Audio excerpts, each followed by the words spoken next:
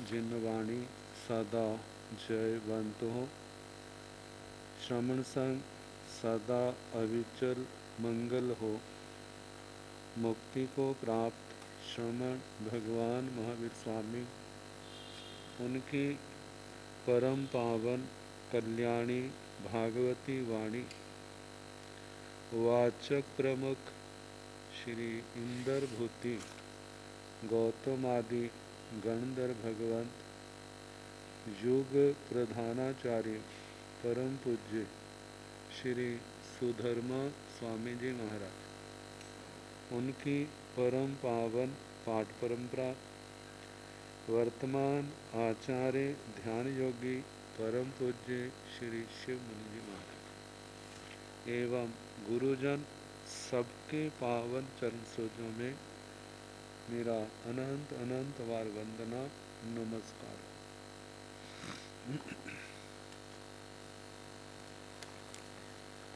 आगम परिषद में विराजमान वरिष्ठ मुनिराज, अन्य मुनिवृंद, परम आदरणीय भगवती स्वरूपा महासाध्य, श्री स्थानंग सूत्र की वाचना प्रारंभ है। चतुर्थ स्थान का तीसरा उद्देश्य सुनाया जा रहा है। चार चार की बातें आ रही हैं, जिनमें चौभंगियां भी बहुत हैं। तो अब अनेक दृष्टियों से पुरुष पुरुष में भेद होता है। तो पहले बताया है चत्तारी पुरुष जाया पनत्ता, तन जहाँ आयम भरे नाम मेगे नो परम भरे, परम भरे नाम मेगे नो आयम भरे, एगे आयम भरे भी परम भरे भी, एगे नो आयम भरे नो परम भरे।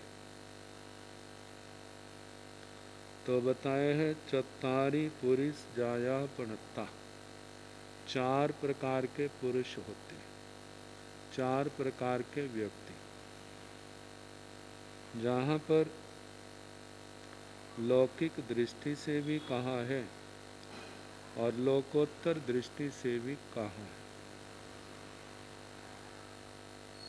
तो पहला भांगा है तन जहाँ जैसे के आयम भरे नाम मेगे परम भरे। पहले लौकिक दृष्टि से एक अपना भरण पोषण करने वाला है, लेकिन दूसरे का भरण पोषण नहीं करता। अपना ध्यान रखने वाला है, दूसरे का ध्यान नहीं रखता। परम भरे नाम मेगे नो आयम भरे, एक दूसरे को तो भरने वाला है, दूसरे का ध्यान रखने वाला है, लेकिन अपना ध्यान नहीं रखता। तीसरे प्रकार के व्यक्ति वे हैं एगे आयम भरे भी परम भरे भी, अपना भी भरण पोषण करते हैं और दूसरों का भी करते हैं। एगे नो आयम भरे नो परम भरे, एक ना अपना भरण पोषण करते हैं, ना ही दूसरों का करते हैं। तो इन्हीं भांगों का विवेचन करते हुए बताया है। पहले वे व्यक्ति हैं आयम भरे नाम मेगे नो परम भरे, जो केवल अपने भरण पोषण में ही लीन रहते हैं, दूसरों के भरण पोषण से उदासीन रहते हैं। लौकिक दृष्टि से ऐसे लोगों को स्वार्थी कहा जाता है, और आध्यात्मिक दृष्टि से देखा जाए तो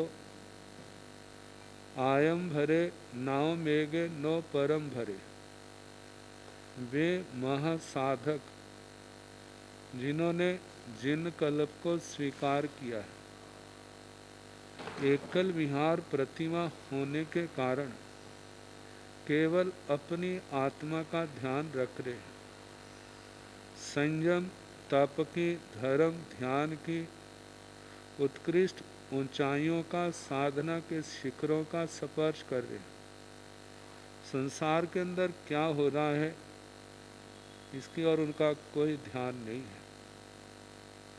तो बताया है जो केवल अपनी आत्मा का ध्यान रखने वाले, दूसरे का नहीं, आध्यात्मिक दृष्टि में ऐसे साधकों का वर्णन आता है। दूसरे व्यक्ति वे होते हैं जो अपने भरण पोषण की कोई चिंता नहीं, लेकिन दूसरे की चिंता में उनका सारा जीवन निकल जाता है। लौकिक दृष्टि से ऐसे लोग होते हैं परोपकारी, दूसरे के उपकार की, दूसरे की सेवा की, जिसको सदा चिंता रहती है। मेरे परिवार में क्या हो रहा है उसकी ओर ध्यान नहीं जाता। ऐसे लोगों को दूसरे तो पसंद करते हैं, लेकिन अपने घर वाले लगभग उससे विमुख ही रहते हैं। जो अपने परिवार का ध्यान नहीं रखता, दूसरों की ही चिंता में लगा रहता है। ये तो संसारी अपेक्षा से आध्यात्मिक दृष्टि से, जहाँ पर कहा जाता है तीर्थंकर भगवान, जो अपना चिंतन नहीं वह संसार का चिंतन है, स्थान स्थान पर जाकर के लंबे लंबे विहार करके भी मोह निद्रा में सोई हुई मानवता जागे, आत्मा के अंदर विवेक का दीपक, विवेक की ज्योति जागे और आत्मा भोगमय पापमय जीवन को छोड़ करके संयम तप की आराधना करके धर्म के आराधक बने और इस संसार सागर को पार करे। तो ऐसे में अनंत उपकारी तीर्थंकर भगवंतों को ग्रहण किया गया है। तीसरे भांगे में वे व्यक्ति हैं जो अपना भी भरण पोषण करते हैं और दूसरों का भी भरण पोषण करते हैं। तो कहा जाता है संसार में ऐसे लोग जो हैं परोपकारी, अपना भी ध्यान रखने वाले, दूसरे का भी ध्यान रखने वाले, आत्म कल्याणकारी और परोपकारी, दोनों प्रकार से वो इन शब्दों से संबोधित किए जाते हैं। आध्यात्मिक दृष्टि से ऐसे जो हैं जो अपना भी भरण पोषण करते हैं, दूसरे का भी करते हैं, ऐसे जो स्थविर कल्प की आराधना कर रहे हैं, स्वयं भी संयम तप की आराधना करते हैं और संग में रहने वाले दूसरों को भी धर्म ध्यान में सहयोग देते हैं। जहाँ स्वयं संयम पालन करते हैं वहाँ दूसरों को भी संयम पालन का वातावरण बनाते हैं, ज्ञान ध्यान देते हैं, स्वयं शास्त्र स्वाध्याय तपस्या संयम आदि का पालन जो अपनी आत्मा के लिए हो रहा है, लेकिन उनके पास आने वाले जो हैं उनको भी ज्ञान ध्यान का पूर्ण योगदान देते हैं। तो ऐसे स्थविर कल्प में रहने वाले आचार्य आदि जो महापुरुष हैं, वे जहाँ पर अपना भरण पोषण करते हैं वहाँ पर दूसरों का भी भरण पोषण करते हैं। चौथे नंबर पर वे लोग आते हैं जो अपना भरण पोषण करते हैं ना दूसरों का ही। ऐसे लोगों को संसारी वातावरण में आलसी कहा जाता है और धर्म के क्षेत्र में ऐसे लोगों को साधना प्रमादी कहा जाता है। साधना में प्रमाद करने वाले, न अपना आत्मा का ख्याल है न दूसरों का ख्याल है। तो इस प्रकार लौकिक दृष्टि से और लोकोत्तर दृष्टि से मानवता को चार प्रकार से वर्गीकरण किया, चार प्रकार से कहा। अब इसके आगे भंगा है चतुर्भंगी है चतारी पुरिस जाया पणता तंजहा दुख गए नाम मेघे दुख गए नाम मेघे सु गए सो गए नाम में गए दुख गए, सो गए नाम में गए सो गए। चौतारी पुरुष जाया पणता, चार प्रकार के पुरुष कहे हैं। तन जहा जैसे कि, दुख गए नाम में गए दुख गए। इस जय चौभंगी भी संसार अपेक्षा से और लोकोत्तर अध्यात्म की अपेक्षा से घटती है। दुख गए नाम में गए दुख गए, दुर्गत दुर्गत। संसार में एक व्यक्ति ऐसा है जिसके जीवन के दो हिस्से किए जाएं तो पहले हिस्से में भी, पहले भाग में भी दुर्गति का शिकार था। दुर्गति का मतलब दरिद्रता, न धन है, धन दौलत नहीं, परिवार का सहयोग नहीं, समाज के अंदर मान इज्जत नहीं, तो कहा ऐसा व्यक्ति दुर्गत है। जीवन के पहले हिस्से में भी यही था और जीवन के बाद के हिस्से में भी ऐसा है। ना धन दौलत की दृष्टि से संपन्न है, ना परिवार की दृष्टि से खुश है और ना उसका कोई मान सम्मान है। तो ऐसे लोगों के लिए कहा है कि पूर्व जन्म की ऐसी दरिद्रता, ऐसे पाप कर्म बांध करके आए हैं, सारा जीवन ही ऐसे दुखों में चला जाता है। तो दुर्गत दुर्गत, जीवन के पहले हिस्से में भी दुर्गति का सामना कर रहे हैं और बाद के हिस्से में भी दुर्गति का सामना कर रहे हैं। दूसरे व्यक्ति हैं दुख गए नाम में गए सुख गए। दुर्गत और सुगत, जीवन के पूर्व के हिस्से में तो दुर्गति का सामना किया, लेकिन बाद के हिस्से में सुगति आ गई। मानो उसके जो पूर्व जन्म के कर्म थे हल्के पड़ गए, पुण्य कर्म का उदय आ गया, धन आदि का अभाव था वह भी दूर हो गया, परिवार की प्रतिकूलता थी वह भी दूर हो गई, जो संसार में जो मान सम्मान नहीं था वह मान सम्मान भी उसको प्राप्त होने लग गया। तो ऐसे लोगों के लिए कहा है दुर्गत सुगत। पहली अवस्था में तो दुर्गति का सामना किया, लेकिन बाद में सुगति का सामना किया, सुगति अच्छी अवस्था उसके जीवन में आ गई। तीसरा है सुख गए नाम में गए दुख गए।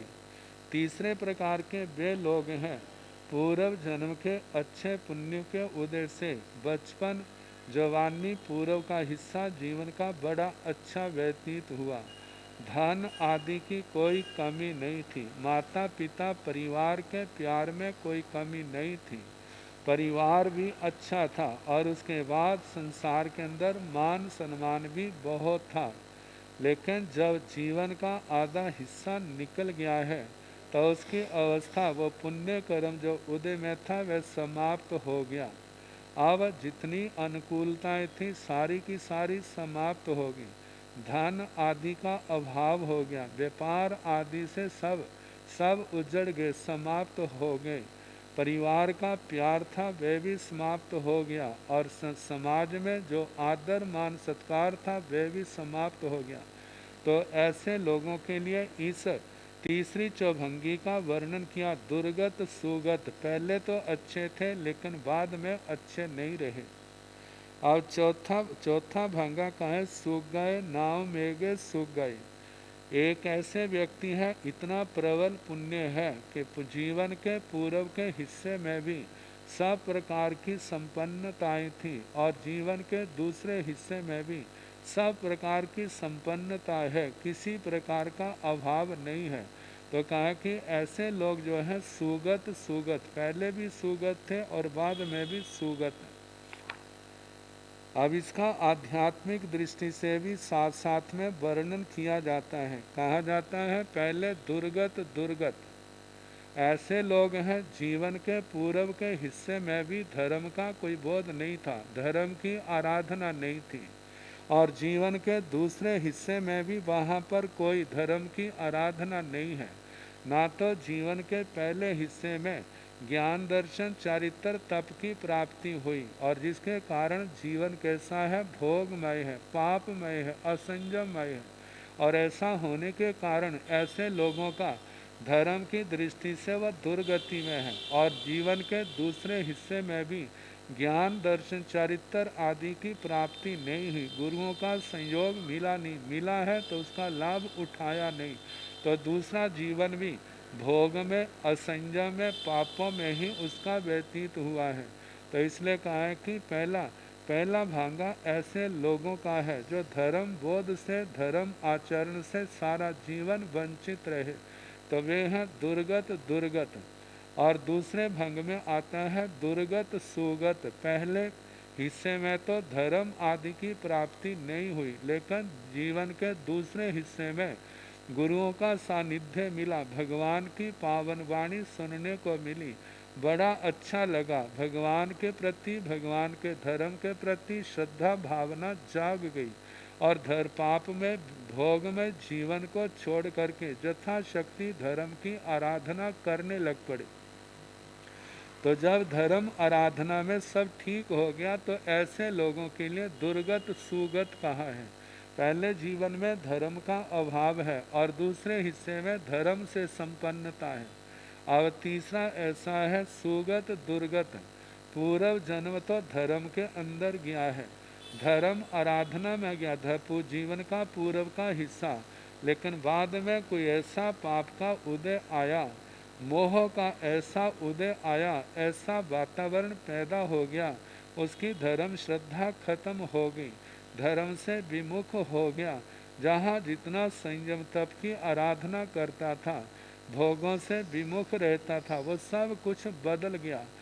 देखा तो उस समय क्या है, तो ऐसे व्यक्ति जो हैं जब बदल जाते हैं, धर्म से विमुख हो जाते हैं, धर्म करते करते, तो ऐसे लोगों के लिए कहा है कि सुगत दुर्गत कहा जाता है। जब ऐसी जीवन में घटनाएं घटती हैं तो कोई जन्म जन्म का ऐसा प्रगाढ़ पाप कर्म मोह का उदय आता है कि जिस कारण से व्यक्ति का धर्म ध्यान का लगा लगाया, सजा सजाया धर्म का बाग उजड़ जाता है, और वहाँ पर वीरानी ही वीरानी हो जाती है, पाप ही पाप उसके जीवन में आ जाते हैं।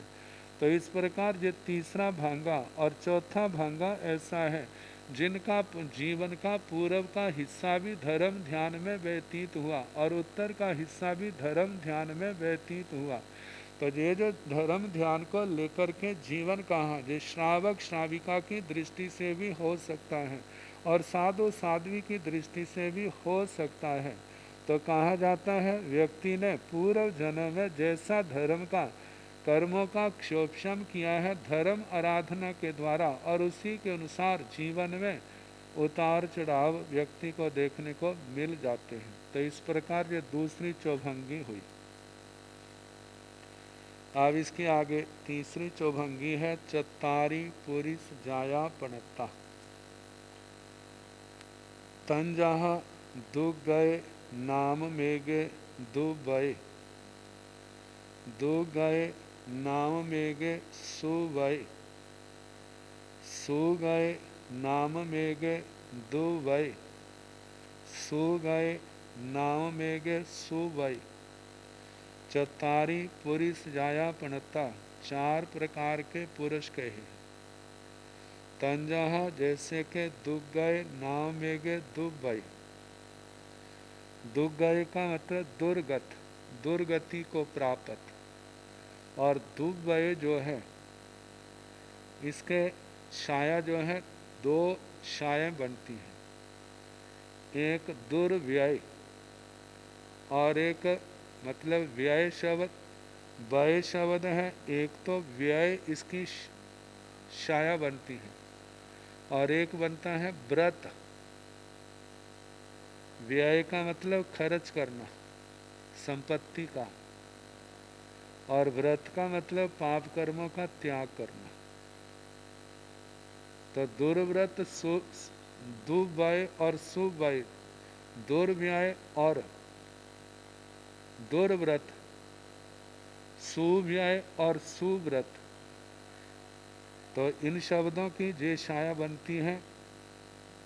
तो कहा पहले दुर्व्यय को लेकर के, एक व्यक्ति दुर्गत है, बुरी अवस्था को प्राप्त है, और दूसरा दुर्व्यय, पहले तो धन आदि आता नहीं है, यदि आ जाए तो दुर्व्यय व्यसनों के अंदर खर्च कर देता है, पापों के आचरण में उसका धन चला जाता है। तो ऐसे व्यक्ति जो हैं वे दुर्गत और दुर्व्यय हैं। और दूसरा भांगा दुर्गत सुव्यय। दुर्गत दुर्गति को तो प्राप्त है, दरिद्रता है, धन आदि का योग नहीं, परिवार अनुकूल नहीं, मान सम्मान नहीं, लेकिन पूर्व जन्म के संस्कार कुछ ऐसे हैं, जब कभी भी धन आदि का योग होता है तो वह अच्छे स्थान पर उसका व्यय करता है, परिवार की समृद्धि के लिए, परिवार के विकास के लिए, पुण्य कार्यों के लिए, धर्म कार्यों के लिए। धन का व्यय गलत कामों में, व्यसनों में, नशों में, इनके अंदर नहीं करता। तो ऐसे व्यक्ति के लिए कहा है दुर्गत और सुव्यय। तीसरे नंबर का व्यक्ति जो है सुगत दुर्व्यय, दरिद्रता से मुक्त है, धन आदि की कोई कमी नहीं है, परिवार भी अच्छा है, सम्मान भी है, लेकिन धन का दुर्व्यय हो रहा है, व्यसनों में जा रहा है, गलत कामों में जा रहा है। ऐसे जो लोग होते हैं उनको तीसरे भांगे में लिया है, सुगत और दुर्व्यय। और चौथा है सुगत और सुव्यय।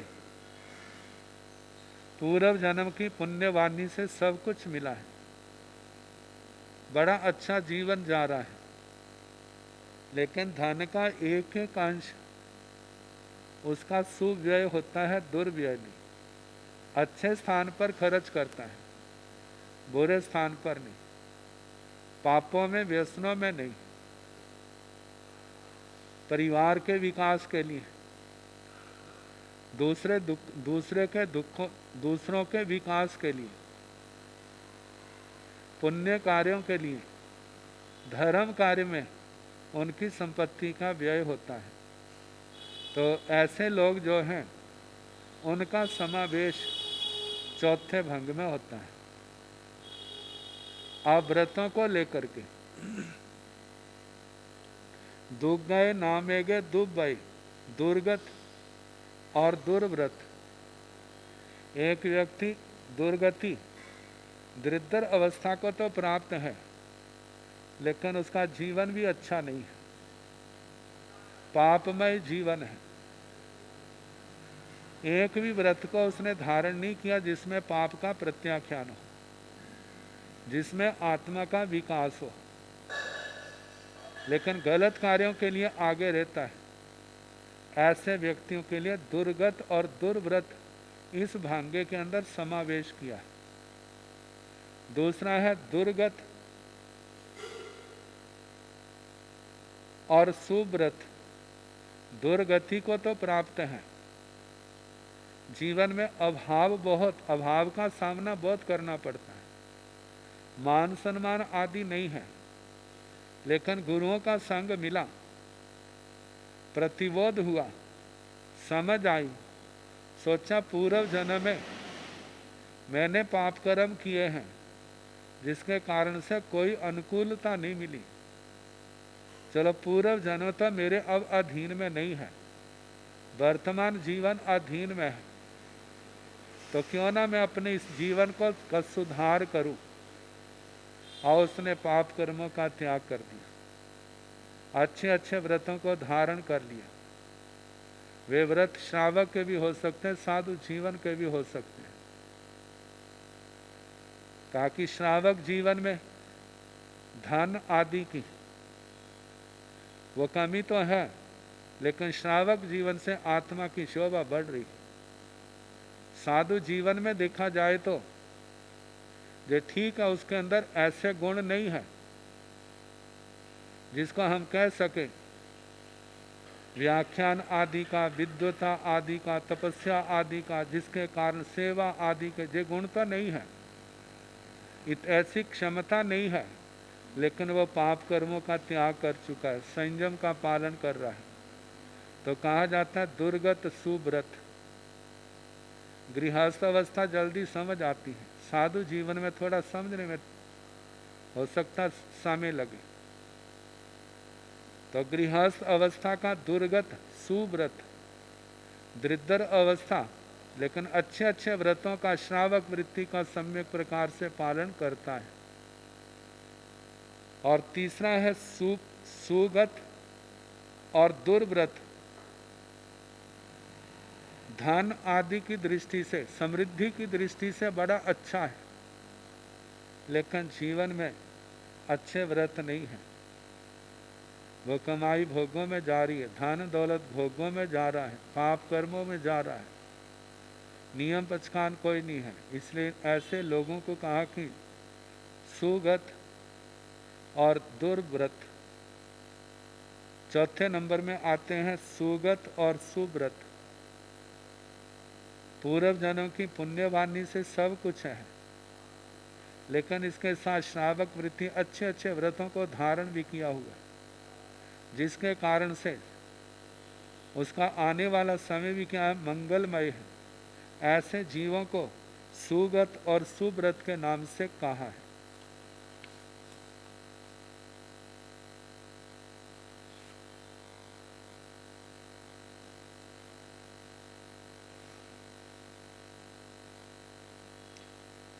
इसी भांगे का चौभंगी का विवेचन करते हुए कहा है, गति शब्द का अर्थ स्थिति। बुरी स्थिति के उस व्यक्ति को दुर्गत कहते हैं,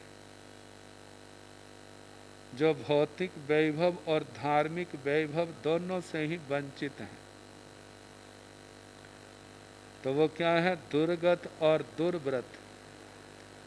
दुर्व्यय शब्द के दो अर्थ हैं। दुर्व्रत है 7 कर्मों में प्रवृत्ति से रहित, और दूसरा है दुर्व्यय, प्राप्त संपत्ति का अपव्यय करने वाला। सुगत शब्द का अर्थ है वैभव संपन्न, और सुव्रत का अर्थ है सदाचारी, समुचित व्यय करने वाला व्यक्ति। इस दृष्टि से मानव व्यक्तित्व के 4 रूप हमारे सामने आते हैं।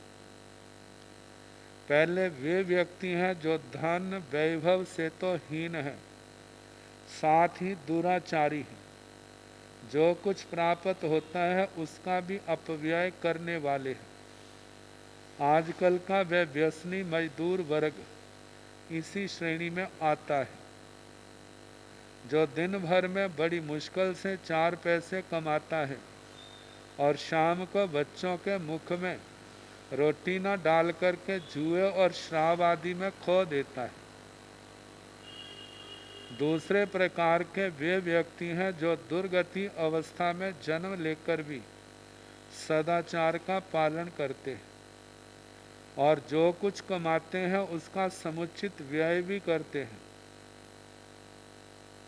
तो ऐसे लोग जो हैं वो दूसरे भांगे में आते हैं। इसके संबंध में दृष्टांत दिया है कि एक गरीब किसान ने एक राजा से अपनी कमाई का विवरण बताते हुए कहा था, मैं 1 रुपया रोज कमाता हूँ, उसमें 4 अन्य खाता हूँ, 4 अन्य से कर्ज चुकाता हूँ, 4 अन्य कर्जा देता हूँ और 4 अन्य जमा करता हूँ,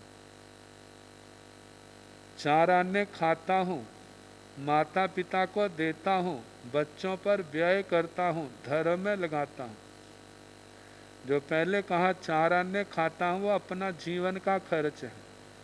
कर्ज चुकाने का मतलब है माता पिता की सेवा में लगाता हूँ, और कर्ज देने का मतलब है अपने बच्चों की पालना पोषण में लगाता हूँ, और जो मैं बचाता हूँ, जमा करता हूँ, वो मैं धर्म के खाते में लगाता हूँ, धर्म क्षेत्र में उसको लगाता हूँ। जय किसान इसी दूसरी श्रेणी का दुर्गत सुव्रत था। तीसरे प्रकार के वे व्यक्ति हैं जो पूर्व जन्मों के पुण्योदय के कारण वैभव संपन्न कुलों में जन्म लेते हैं, परंतु कुल परंपराओं को तिलांजलि देते हुए दुराचार में लग जाते हैं और इस प्रकार प्राप्त वैभव का अपव्यय भी करते हैं। आज का ऐश पसंद धनी वर्ग इसी कोटि के अंतर्गत आता है। चौथे प्रकार के वे व्यक्ति हैं जो सुगति अवस्था में जन्म लेते हैं और जीवन भर सदाचार निष्ठा का पालन करते हैं, प्राप्त धन वैभव को अच्छे कामों में लगाते हैं। कहते हैं महाश्रावक सेठ सुदर्शन जैसे व्यक्ति इसी कोटि में रखे जा सकते हैं। ये तीसरी चौभंगी। अब इसके आगे चौथी है। चत्तारी पुरिस जाया पनत्ता तंजाहा दुख गए नाम मेगे दुपड़िया नंदे। दुख गए नाम मेगे सुपड़िया नंदे। सुख गए नाम मेगे दुपड़िया नंदे। सुख गए नाम मेगे सुपड़िया नंदे। दुर्गत का तो पहले आ चुका है, जो दुर्गति को प्राप्त है। दुपड़िया नंदे और सुपड़िया नंदे, इन शब्दों की व्याख्या करते हुए कहा दुष्प्रत्यानंद सुप्रत्यानंद, जो किसी के किए हुए उपकार को नहीं मानता उस व्यक्ति को दुष्प्रत्यानंद इस शब्द से कहा है। और दूसरा है सुपड़ियानंदे, जो दूसरे के किए हुए उपकार को हृदय से स्वीकार करता है और मानता है, उसके लिए सुप्रत्यानंद कहा है। इसको हम ऐसे भी कह सकते हैं दूसरे अर्थ में, जो अधर्म के कार्यों में रस लेता है वो दुष्प्रत्यानंद, और जो अधर्म के कार्यों में जो रस लेता है वह दुष्प्रत्यानंद, और जो धर्म के कार्यों में रस लेता है वह सुप्रत्यानंद। तो एक व्यक्ति ऐसा है दुग्गय नामेगे दुपड़ियानंदे, एक दुर्गति को प्राप्त तो है, कोई उसके ऊपर उपकार करता है तो उसके उपकार को नहीं मानता।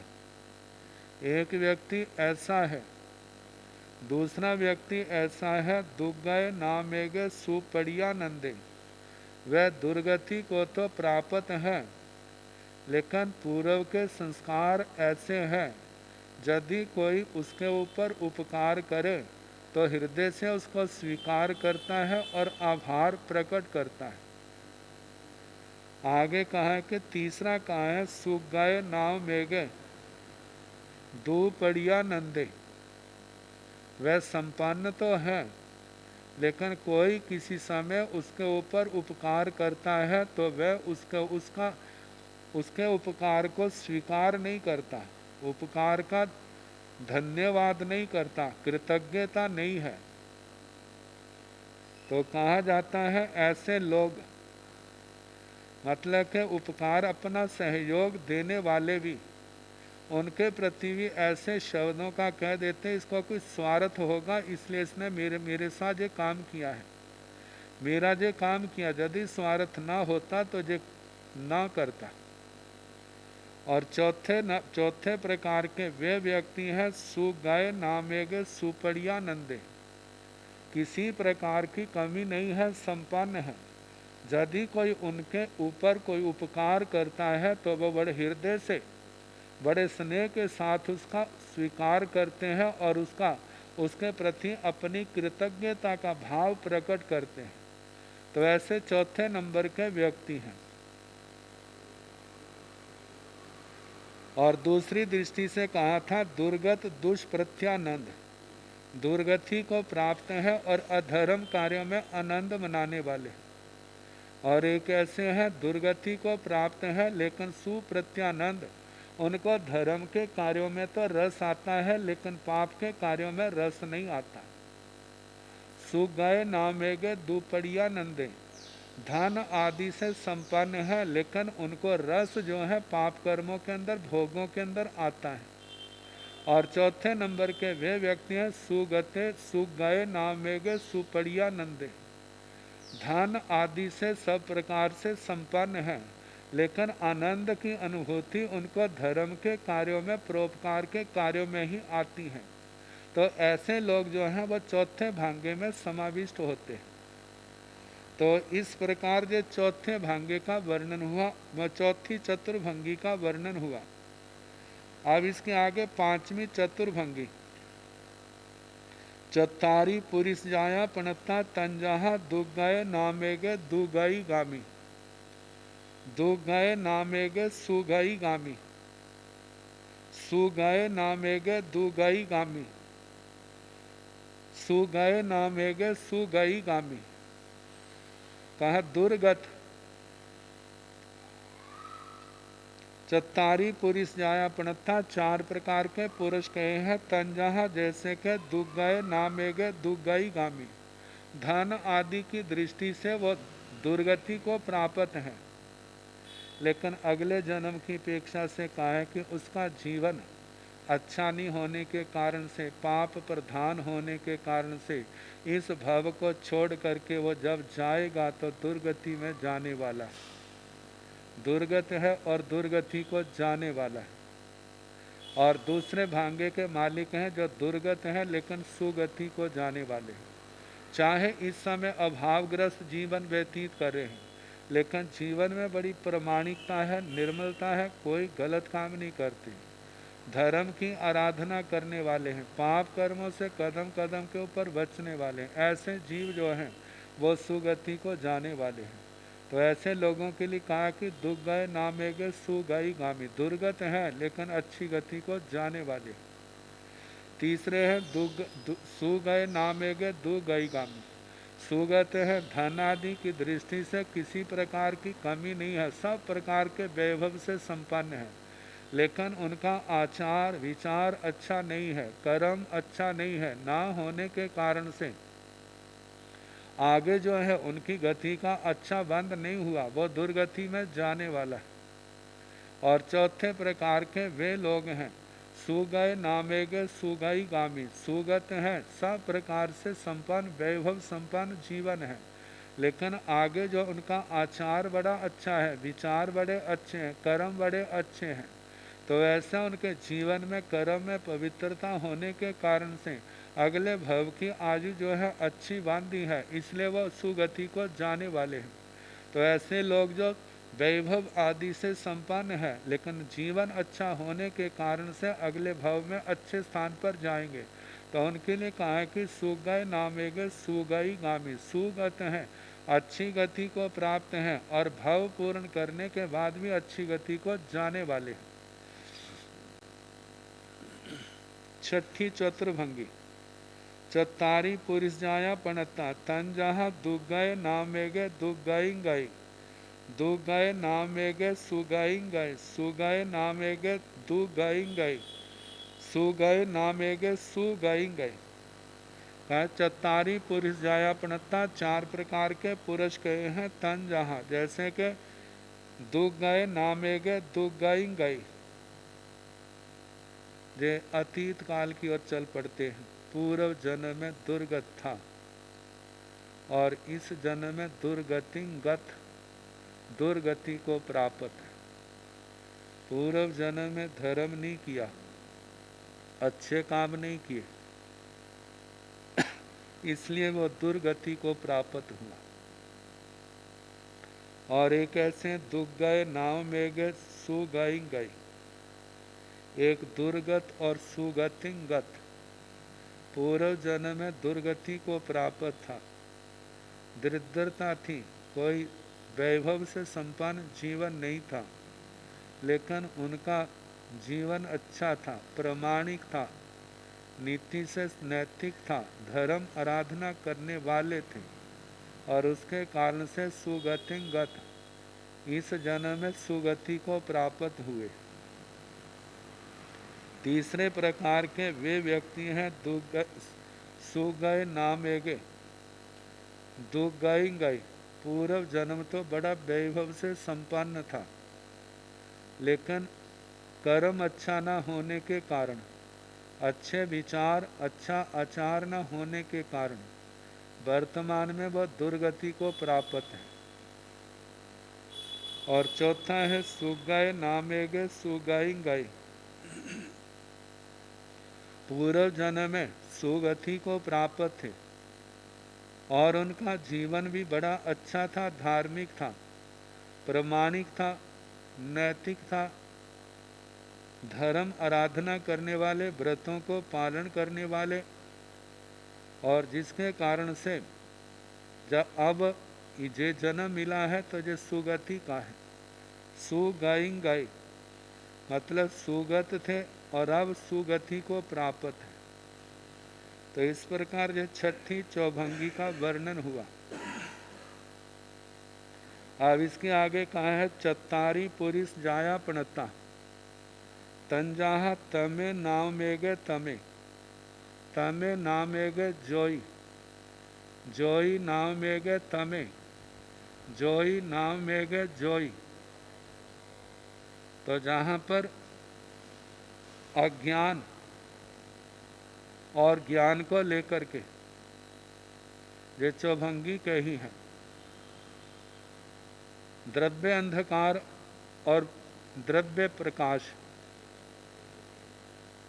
द्रव्य अंधकार और द्रव्य प्रकाश, इसको लेकर के चौभंगी, और भाव से अंधकार अज्ञान और भाव से प्रकाश व ज्ञान अवस्था, इसको लेकर के जो चौभंगी कही जाती है। कहते हैं सूत्रकार ने इस विश्लेषण में जिस तम शब्द का प्रयोग किया है, उस तम शब्द और तम शब्द का अर्थ है अज्ञान अंधकार, भौतिक अंधकार नहीं। जैसे उपनिषदों में वर्णन आता तमसो मां ज्योतिर्गमय, मुझे अंधकार से प्रकाश की ओर ले जाओ। इस प्रार्थना का भाव यही है कि मुझे अज्ञान से ज्योति ज्ञान की ओर ले चलो। इस तम एवं ज्योति की दृष्टि से भी मनुष्य के 4 रूप हमारे सामने आते हैं, जिनमें पहला व्यक्ति वह है तमे नामेगे तमे।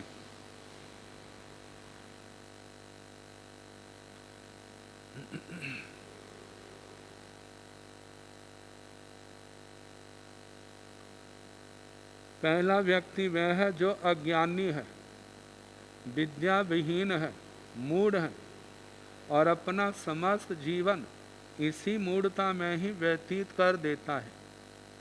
स्तुति पाठ भक्ति तप संयम अध्ययन एवं सदाचारमय जीवन से दूर ही रहता है।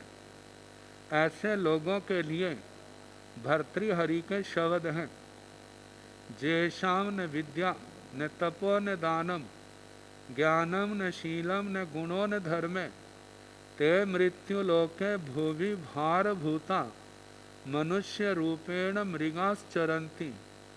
जेषाम जिन लोगों के जीवन में न विद्या विद्या नहीं है, न तपो तप नहीं है, न दानम दान नहीं है, ज्ञानम न शीलम न ज्ञान है न शील है, न गुणों न धर्म है न गुण है न धर्म है, ते ऐसे लोग मृत्यु लोक है, इस मनुष्य लोक में भूवि इस पृथ्वी पर क्या है भार भूता, वो भार रूप है।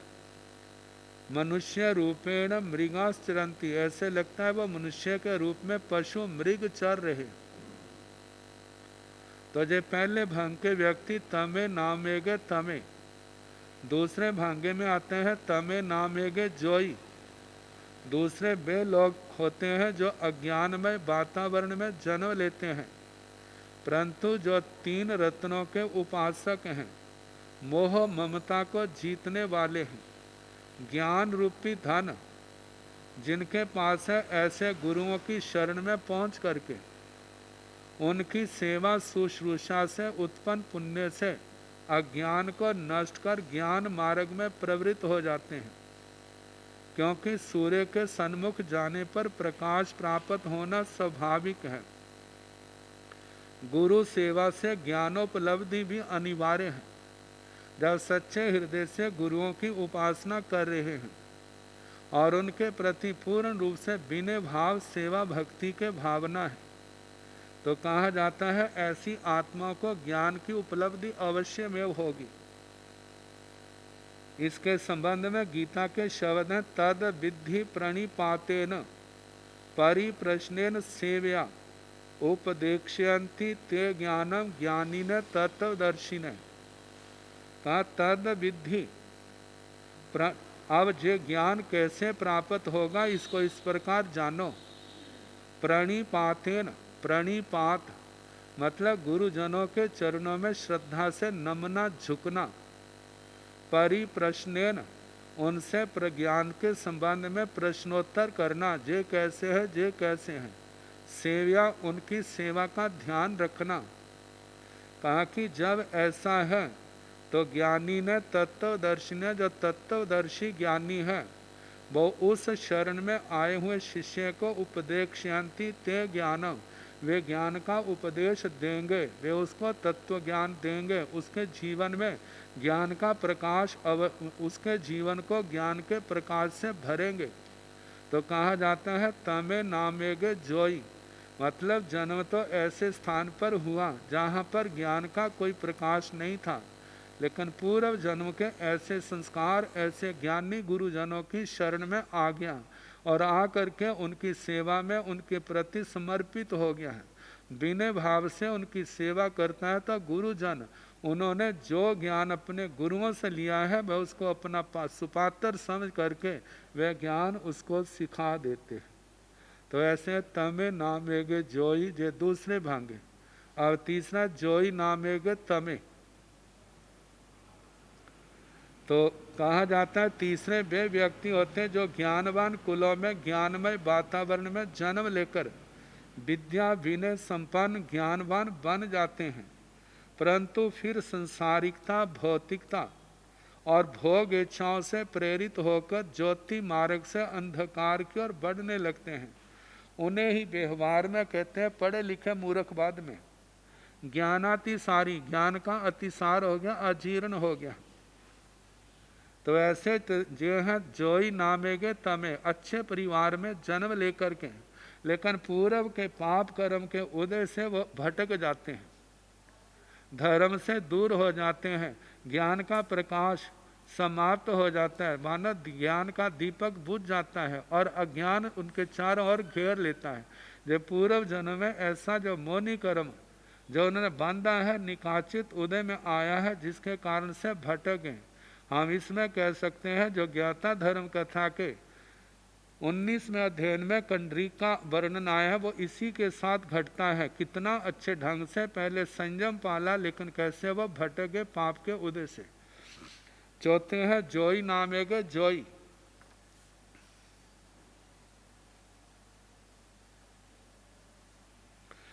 चौथे प्रकार के वे व्यक्ति हैं जो पूर्व जन्मार्जित पुण्य बल से ज्ञानवान कुलों में जन्म लेकर कुल पुरुषों एवं संत महात्माओं से ज्ञान प्राप्त कर लेते हैं, फिर जीवन भर उस ज्ञान ज्योति के बल पर प्रकाश की ओर बढ़ते जाते हैं। ज्ञान के शिखरों पर पहुंचकर दर्शन और चारित्र के ज्योतिर्मय शिखरों की यात्रा के यात्री बनकर यात्रा करते हैं। और कहा कि ऐसे लोगों के लिए सूत्रकार ने कहा ज्योति नामेगे ज्योति, मतलब के अच्छे कुल में जन्म लिया और आजीवन जो वहाँ से ज्ञान आदि पर प्राप्त किए उस ज्योति को आजीवन सुरक्षित रखा, आगे बढ़ाया, स्वयं भी अपने जीवन को प्रकाशित किया और जिनके जीवन में अंधकार था उनके भी अंधकार को दूर करके उनके जीवन में ज्ञान के प्रकाश की ज्योति जगाई। तो ऐसे लोग जो हैं ये चौथे भाग के अंदर आते हैं। अब इसके आगे 8वीं चौभंगी आएगी, तो इसके संबंध में कल जैसे समय होगा कराने का प्रयास किया जाएगा। अब थोड़ी देर हम प्राकृत व्याकरण का अभ्यास कर लें।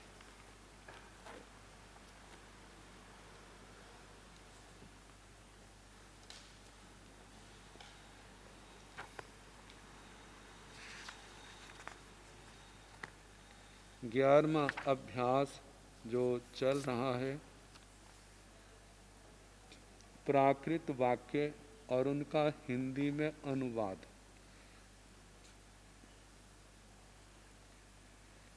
लगभग कराया था, साणो तड़ायम्मी जलंग पी आई। साणो कुत्ता, तड़ायम्मी तालाब में, जलम पी आई जल पीता है, जल पी रहा है। आगे तुभ्ये रन्नो आयेसं कुणंता कालं न जबह। तुभ्ये जे जुष्मद शब्द का प्रथमा विभक्ति का बहुवचन है। तुभ्ये का मतलब तुम लोग। रन्नो आयेसं कुणंता, राजा के आदेश का पूर्णता पालन करते हुए।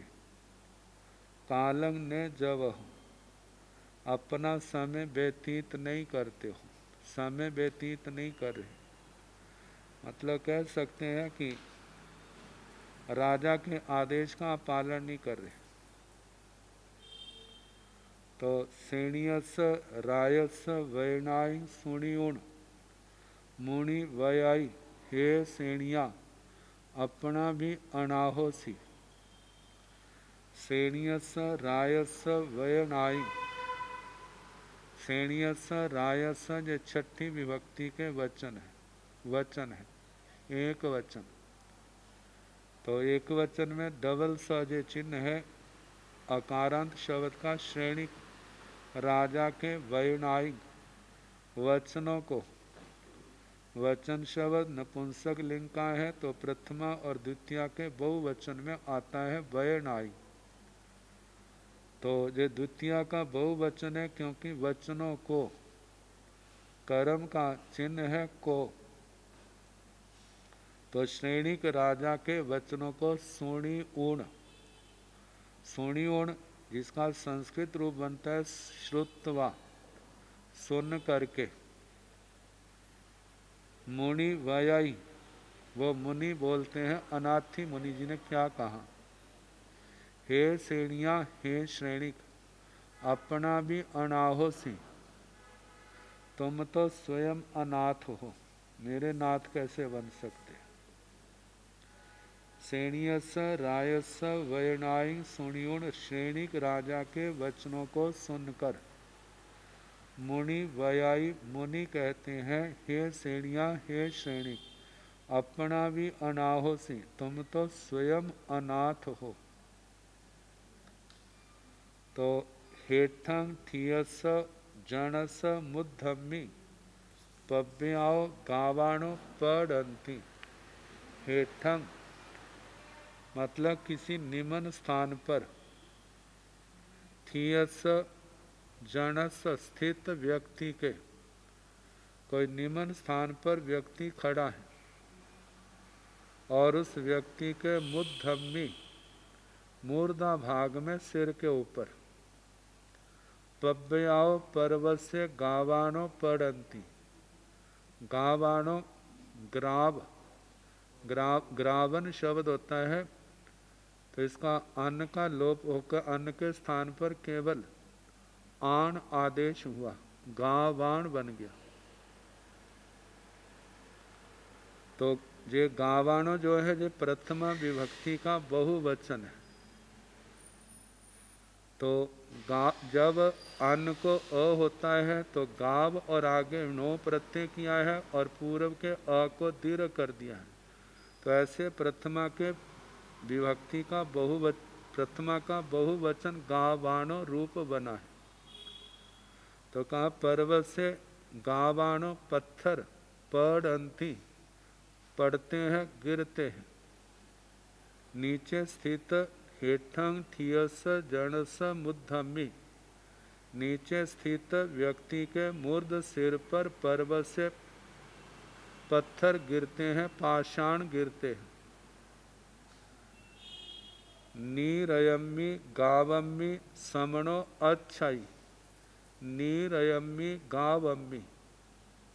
जे गावम्मी शब्द जो है सप्तमी का एक वचन है। ग्रावन शब्द है, रेप का लोप है और न का लोप हो गया, गाव रह गया और आगे नी के स्थान पर मी आदेश हो गया, गावम्मी। पत्थर, तो जहाँ पर पत्थर की शिला पर, और पत्थर की शिला कैसी है, नीरयम्मी। नीरज मतलब स्वच्छ, स्वच्छ पत्थर की शिला पर समणो, श्रवण अच्छाई, स्थित है, बैठे हैं। मतलब निर्मल पत्थर की शिला पर श्रवण मतलब बैठे हुए हैं, जहाँ विराजमान है। सारही उच्छाणे रहमी नी ओ आई। सारही सारथी प्रथमा विभक्ति का एक वचन है। उच्छाणे, उच्छाणे उक्षण शब्द है जिसका अन, अन अंत, क्ष को छ हो गया, द्वित्व करके उच्च बना। अन्न को जहाँ पर भी उच्छाणे, ये द्वितीय विभक्ति का बहुवचन है। बैलों को, सारथी बैलों को, रहमी रथ में, जो सप्तमी का एक वचन है। नियो आई जोड़ता है, निजो जयती, तो नियुक्त सारथी बैलों को रथ में जोड़ता है। सारही उच्छाणे रहमी नी ओ आई। आगे 15वां वाक्य है, पूसाणो जना उज्जोयम लहंते। जना लोग, ये प्रथमा विभक्ति का बहुवचन है। पूसाणो, पूसाणो ये पंचमी विभक्ति का एक वचन है। पूसाणो, पूषण शब्द आता है तो पूसा बना, सूर्य से। लोग उज्जोयं लहंते, प्रकाश को प्राप्त करते हैं। लोग सूर्य से प्रकाश को प्राप्त करते हैं, उद्योत प्रकाश। पूषणो पयासो अंधयारंग हर आई। पूषणो ये छठी विभक्ति का एक वचन है, सूर्य का। पयासो प्रकाश, अंधयारंग अंधकार को हराई दूर करता है। पूषणो सूर्य का, पयासो प्रकाश, अंधयारंग हराई अंधकार को दूर करता है। बनफैनो पूसियों, पूसा समत्थो अत्थि। बनफैनो पूसियों वनस्पतियों का, मतलब ये बनफैनो जो है द्वितीया का बहुवचन है। वनस्पतियों की पूसियों पोषणा करने के लिए। पूसा सूर्य, समर्थो अथि समर्थ है। वनस्पतियों को पुष्ट करने के लिए सूर्य समर्थ है। वनस्सैनो पूसियों पूसा समर्थो अथि। जनो अपानस बलेन जा विबड्डई ताव नो परस बलेन। जनो व्यक्ति, प्रथमा विभक्ति का एक वचन। जनो अपानस बलेन, आत्मा के बल से, अपने बल से। जाव बढ़ विबड्डई, जितना बढ़ता है। व्यक्ति अपने बल से जितना बढ़ता है। ताव नो परस बलेन, ताव उतना। परस बलेन नो, दूसरे के बल से नहीं बढ़ता। इल्लो इर मंदिरम अवयासनीय ईसमी बंदई। इल्लो शब्द जो है चपरासी के लिए आता है। ईर मंदिरम आता है ऊंट के लिए। अवयासनी आता है जो उसके नाक में रस्सी बांधी होती है, नकेल। ईस का मतलब खूंटा, बंधई बांधता है। इल्लो चपरासी ईर मंदिरम ऊंट को अवयासिणीय नाक की रस्सी से ईसमी खूंटे में बंदाई बांधता है। अब इसके आगे जो आएगा फिर जैसे समय होगा कराने